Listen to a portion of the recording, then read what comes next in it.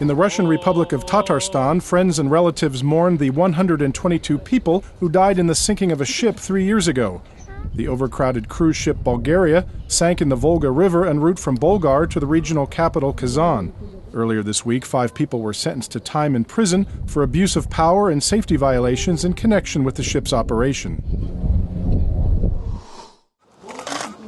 Also in Russia, a man sentenced to treatment at a psychiatric clinic for his role in anti-government protests has been released from the institution in the town of Chekhov.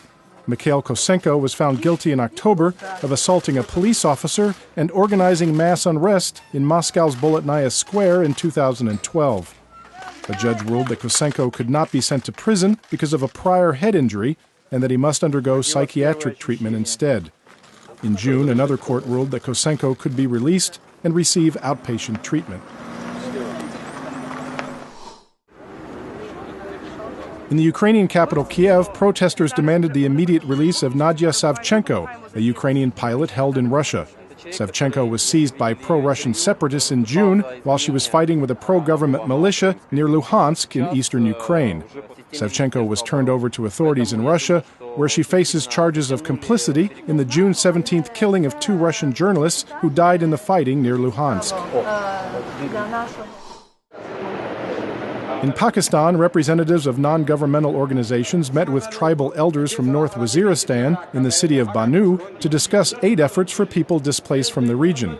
The participants discussed the distribution of emergency aid and plans for educating displaced children. Hundreds of thousands of people have fled North Waziristan since the start of a military operation against insurgents there in mid-June. In Tajikistan, a government regulatory agency disposed of juice, water, and other imported goods that they said did not meet the country's quality standards. The destroyed products included juice produced in Kyrgyzstan and candy made in China. The head of the regulatory agency said the move was not politically motivated and was intended to protect consumers from low-quality or expired products. In Kazakhstan, children under 15 took part in a Quran recital competition at the Central Mosque in Almaty. The competition took place in the middle of the holy month of Ramadan. The children's performance is judged on their singing style and their knowledge of the surahs or chapters of the Quran.